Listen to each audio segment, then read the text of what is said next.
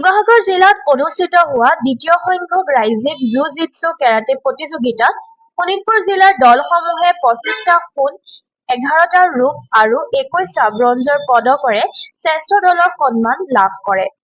উক্ত দলটোৰ প্ৰশিক্ষক হিচাপে শ্ৰী ৰূপম শইকীয়া আৰু চিৰাগ পালৰ লগতে তত্ত্বাৱধায়ক হিচাপে শ্ৰী জয়ন্ত হাজৰিকাই দায়িত্ব গ্ৰহণ কৰে আৰু শোণিতপুৰ জিলা জু-জিটছু সন্থাৰ বিষয়ববীয়াসকল উপস্থিত থাকে। লগতে তেজপুৰৰ উদীয়মান যুৱক-যুৱতীয়ে দুদিনীয়া কাৰ্যসূচীত অংশগ্ৰহণ কৰি তেজপুৰলৈ গৌৰৱ কঢ়িয়াই আনে। শোণিতপুৰ জিলা জু-জিটছু সন্থাৰ সাধাৰণ সম্পাদক শ্ৰী হীৰকজ্যোতি পটনীয়া।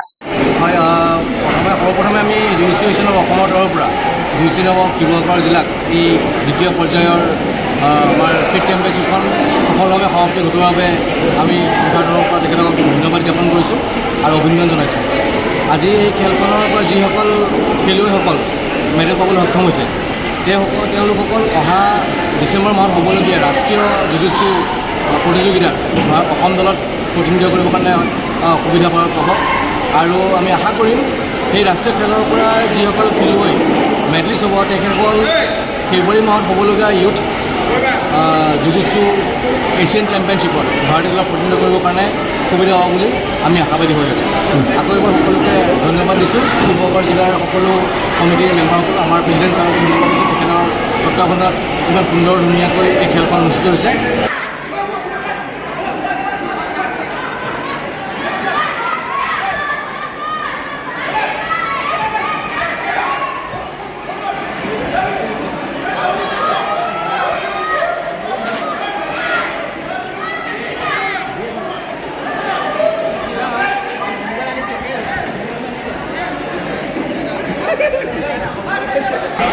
যোৱা 9 আৰু 10 নৱেম্বৰ 2024 শিৱসাগৰ স্থিত মিলন মন্দিৰত আমাৰ দুদিনীয়া কাৰ্যসূচীৰে দ্বিতীয় সদৌ অসম জু-জিটছু প্ৰতিযোগিতা খনি সমাপ্ত ঘটে।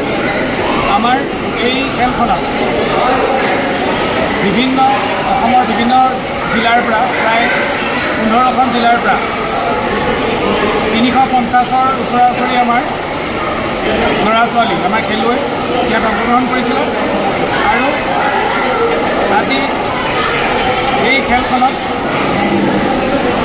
বেষ্ট টীম হিচাপে শোণিতপুৰ জিলাই লাভ কৰিবলৈ সক্ষম হৈছে আৰু ছেকেণ্ড বেষ্ট টীম হিচাপে গোলাঘাট জিলাই লাভ কৰিবলৈ সক্ষম হ'ল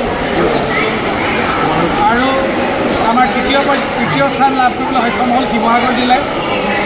আমি আশা কৰোঁ অনাগত দিনত আৰু আমাৰ অসমত হ'বলগীয়া খেলসমূহত আমাৰ ল'ৰা ছোৱালীয়ে ভাল প্ৰদৰ্শন কৰিব।